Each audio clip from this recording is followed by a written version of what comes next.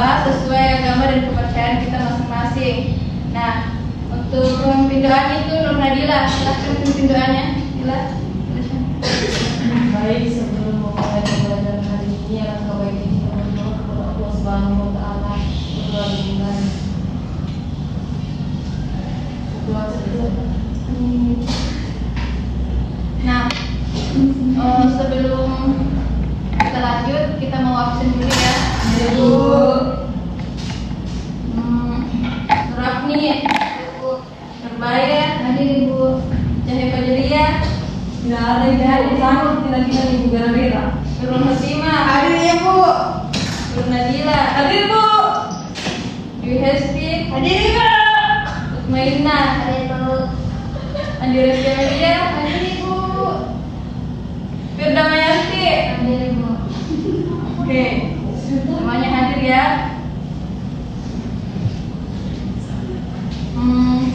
Baik, materi yang akan dibawakan hari ini yaitu tumbuhan sebagai sumber kehidupan di bumi.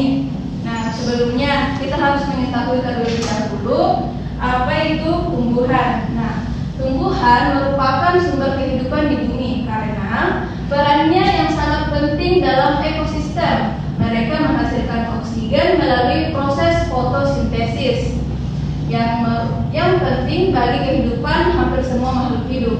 Selain itu, tumbuhan juga menghasilkan makanan bagi manusia dan hewan, baik secara langsung maupun tidak langsung. Mereka juga berperan dalam menjaga keseimbangan lingkungan, menyediakan habitat bagi berbagai spesies, dan mempengaruhi siklus air dan karbon di bumi. Dengan demikian, tumbuhan memiliki peran yang sangat penting dalam menjaga keseimbangan ekosistem di muka bumi ini. Sebelumnya, saya Ibu mau bertanya, pernah dikembalikan tumbuhan? Pernah Ibu. Di mana biasa lihat tumbuhan? Depan kampus. Ada ketumbuhan di depan mata? Ada Ibu. Yang tentunya pembelajaran itu yang pertama untuk mengidentifikasi bagian tumbuhan dan mendeskripsikan fungsinya. Kemudian kedua, mendeskripsikan proses fotosintesis dan mengaitkan pentingnya proses tersebut dengan makhluk hidup. Dan terakhir, keterkaitan antara tumbuhan, manusia, dan hewan. Nah, bagian-bagian tumbuhan. Adik-adik bisa melihat gambar di atas? Bisa Ibu. Bagian pertama itu ada daun. Ditahu di daun? Tahu. Daun kangkung. Nah, daun itu berfungsi sebagai tempat fotosintesis dan pembentukan makanan. Kemudian batang berfungsi sebagai penyokong dan pengangkut air dan zat hara dari akar daun serta mengedarkan makanan dari daun di seluruh tumbuhan. Dan akar berfungsi sebagai penegak tumbuhan serta pengisapan air zat hara dari dalam darah. Ibu mau bertanya, oke, siapa ya? Oke, Nurul Khotimah. Apa yang menghasilkan tumbuhan? Yang ada di gambar dan tidak ada bagian-bagiannya. Buah-buahan Ibu. Buah-buahan bisa nggak dimakan? Bisa Bu. Oke, beri aplaus dulu kepada Nurul Khotimah.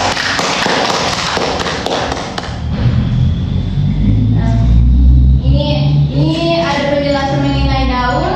Nah, daun adalah bagian tumbuhan tempat terjadinya fotosintesis. Nah, bentuk daun umumnya itu pipih dan lebar.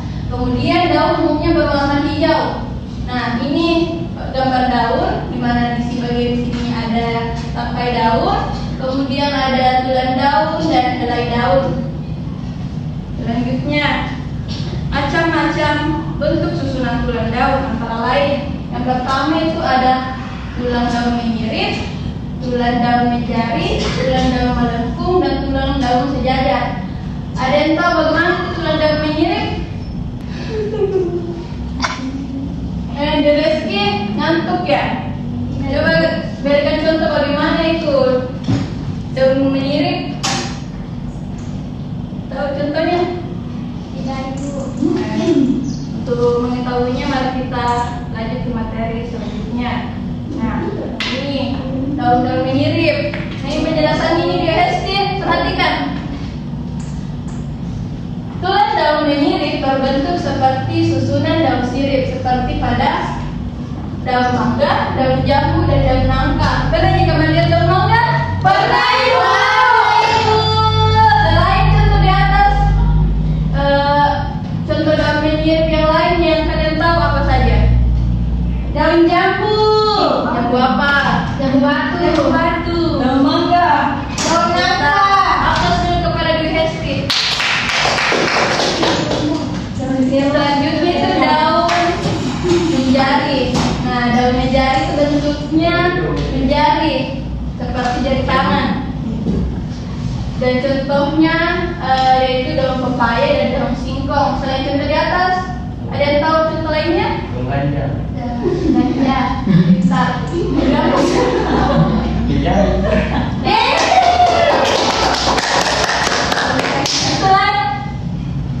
Selain itu, ada yang tahu?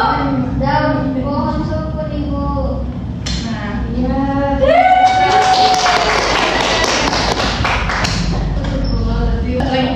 kemudian jenis tulang daun berikutnya itu tulang daun melengkung. Nah, tulang daun melengkung itu bentuk daunnya melengkung dan garis-garisnya itu melengkung. Ujung-ujung tulangnya terlihat menyatu.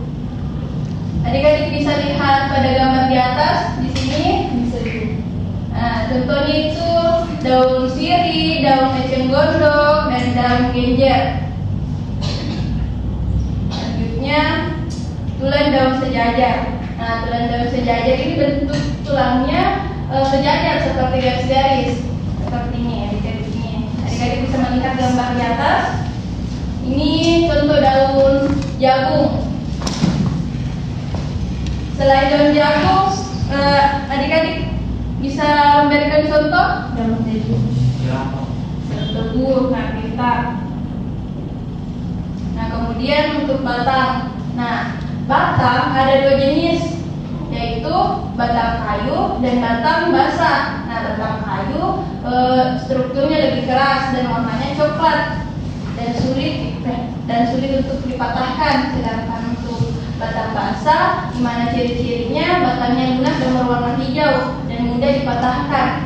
Untuk batang daun kayu ditemukan di pohon apa? Ada yang tahu? Untuk batang daun kayu? Daun kayu. Ya. Mangga. Ada yang tahu? Belum ada tahu. Pohon Nah, selain pohon mangga apa? jambu. Kalau untuk daun basah menurut Timas contohnya apa? Kangkung, Ibu. Selain kangkung, Sawi seledri. kita. Nah, akar. Nah, untuk akar bagian tumbuhan biasanya tumbuh di dalam tanah dan berdasar bentuknya dibagi menjadi dua, yaitu ada akar tunggal. Di sini ada akar tunggal dan ada akar serabut. Nah, akar tunggal itu akar utamanya yang tumbuh lurus ke bawah seperti ini, kuat dan tebal. Contohnya itu dikotil seperti mangga dan rambutan. Sedangkan untuk serabut, akarnya itu yang tumbuh dari pangkal batang dan ada akar utamanya. Dan contohnya itu monokotil seperti padi dan jagung. Nah, selanjutnya proses fotosintesis. Seperti kita tahu bahwa fotosintesis adalah proses tumbuhan atau alga dan beberapa bakteri mengubah energi cahaya matahari menjadi energi kimia dalam bentuk glukosa atau gula. Nah, proses terjadi di kloroplas dan mengandung pigmen klorofil. Kemudian proses pembuatan makanan oleh tumbuhan dengan menggunakan cahaya matahari, di mana ketika cahaya diserap oleh klorofil, kemudian dibantu oleh air dan karbon dioksida akan menghasilkan glukosa dan oksigen. Nah, proses ini disebut dengan proses fotosintesis. Untuk lebih jelasnya, ini gambarnya di mana cahaya akan diserap oleh kloroplas ini. Selanjutnya itu manfaat tumbuhan dari fotosintesis bagi manusia dan hewan. Yang pertama, tumbuhan sebagai sumber makanan. Nah, kelebihan karbohidrat hasil fotosintesis akan disimpan di berbagai bagian tumbuhan dalam bentuk zat tepung. Kemudian, tumbuhan sebagai pembersih udara. Karbon dioksida dari hasil pernapasan makhluk hidup seperti asap pabrik dan asap kendaraan diserap oleh tumbuhan, kemudian dapat memproduksi oksigen. Nah, selama proses fotosintesis, tumbuhan melepaskan oksigen sebagai produk sampingan. Oksigen ini sangat vital bagi manusia dan hewan untuk melakukan respirasi seluler agar dapat bertahan hidup dan melakukan aktivitas. Nah, selanjutnya kesimpulan. Nah, itulah tadi materi yang dapat Ibu sampaikan. Sebelumnya ada yang ingin bertanya? Tidak ada, Ibu. Kalau tidak ada, Ibu mau kasih kuis. Kuisnya itu dikerjakan sama-sama misalnya.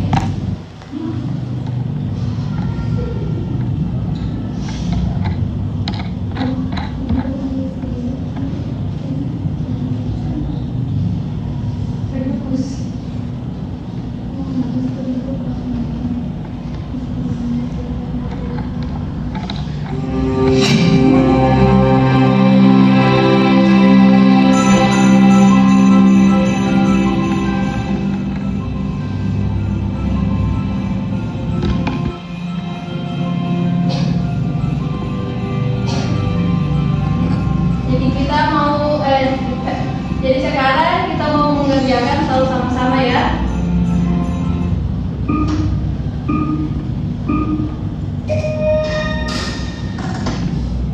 Nah, ada yang bisa menjawab? Apa, Ibu? Ada menyerap tanah? Akar. Ibu kita.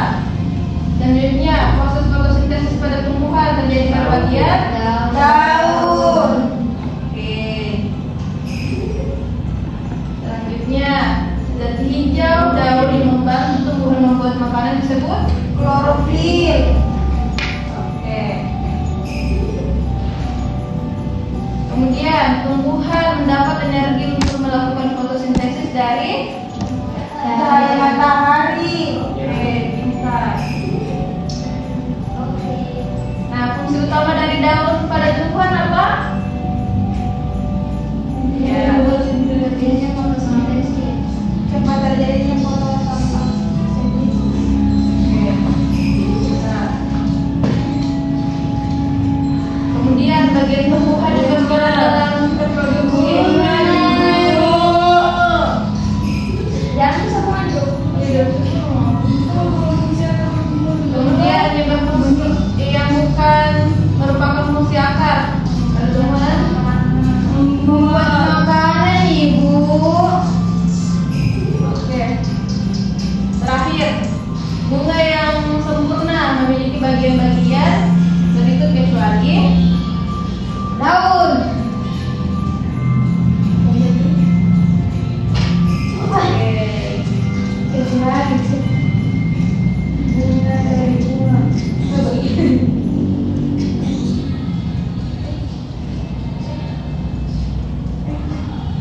Nah, karena kita sudah materi yang dapat Ibu sampaikan pada hari ini, ada yang bisa membaca kesimpulan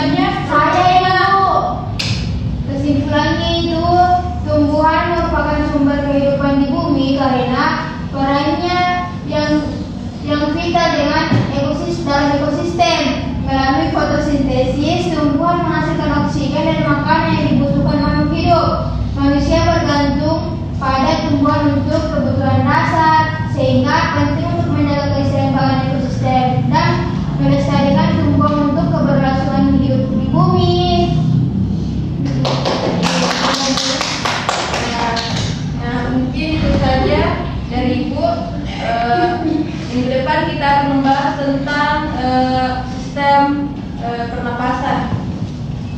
Nah, jadi sekian dari Ibu. Wabillahi taufiq wal hidayah. Assalamualaikum warahmatullahi wabarakatuh. Waalaikumsalam.